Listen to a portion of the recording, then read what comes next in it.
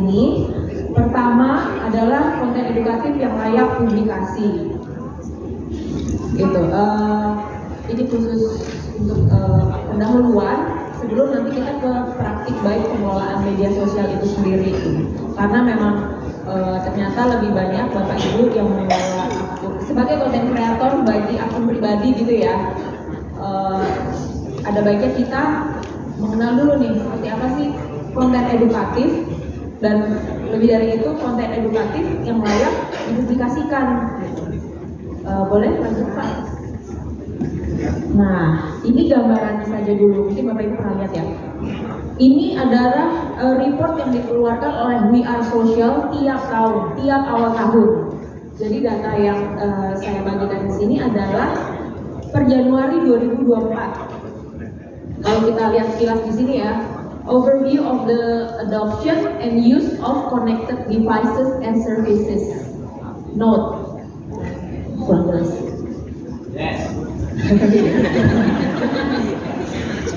Oke, jadi dari total populasi kita adalah sekarang 278 juta, hampir 279 ya.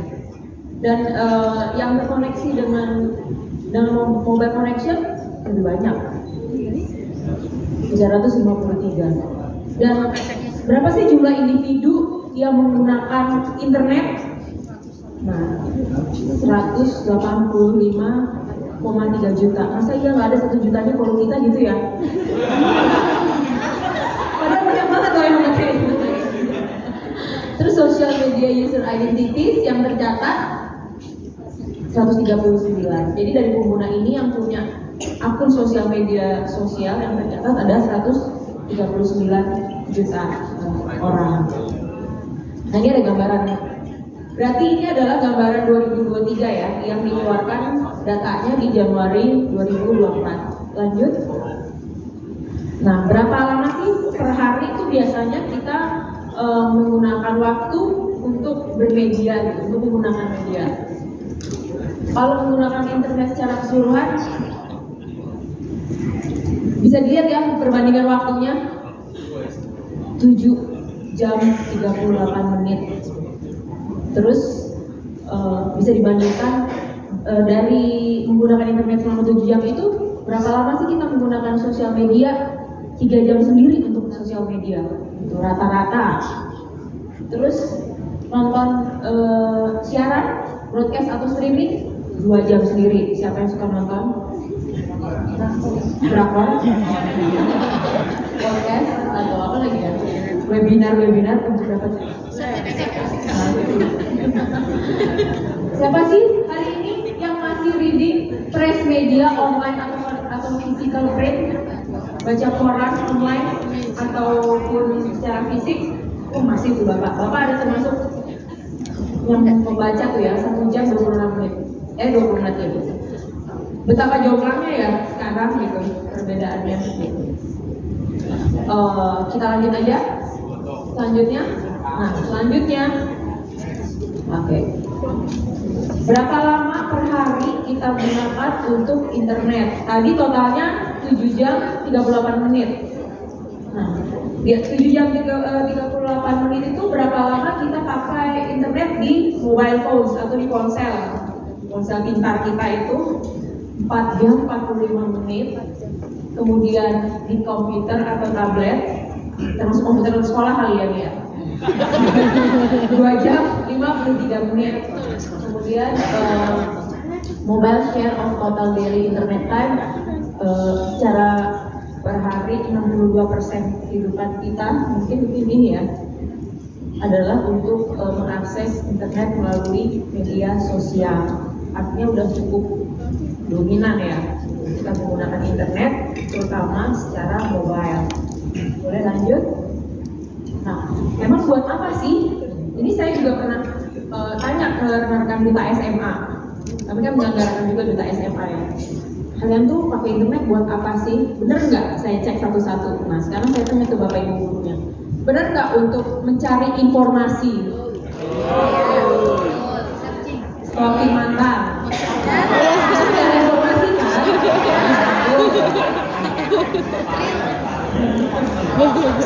informasi terpadu. Oke, kedua. Nah, ini juga staying in touch with friends and family. Friends and family ya, Bapak Ibu, rekan-rekan. Untuk silaturahmi, betul? Cukup tinggi keupayaan kita itu menggunakan untuk stay in touch with friends and family. Mungkin sekarang kita lebih senang balas orang lewat DM, lewat komen ketimbang menjawab telepon atau apa SMS, apalagi udah jarang banget ya, atau WA. Finding new ideas or inspiration, mencari ide belajar, bahan belajar, apalagi ide-ide baru. Kalau udah mentok, biasanya ngapain? Browsing misalnya. Shopee. Pakai AI. ChatGPT. Termasuk gitu. Itu tidak terhindarkan ya. Terus filling up spare time and general browsing. Spare time. Mau tidur? Iya, betul. Scrolling. Tetap scrolling. Kayaknya belum sah kalau belum kesambut. Ya kan, siapa yang belum pernah mukanya ketimpa HP pas mau tidur? Rata-rata belum pernah. Belum gamblok juga HP. Termasuk scrolling ini ya Bu, keranjang hijau, keranjang otomatis nonton check out tadi malam. Apa ya itu yang di check out sama lupa. Karena antara ngantuk sama mukul waktu sebelum ngantuk tapi malah jadi kemana-mana tuh jarinya belanja. Terus keeping up to date with news and events. Apakah masih mencari berita terkini Bapak Ibu? Iya, masih ya.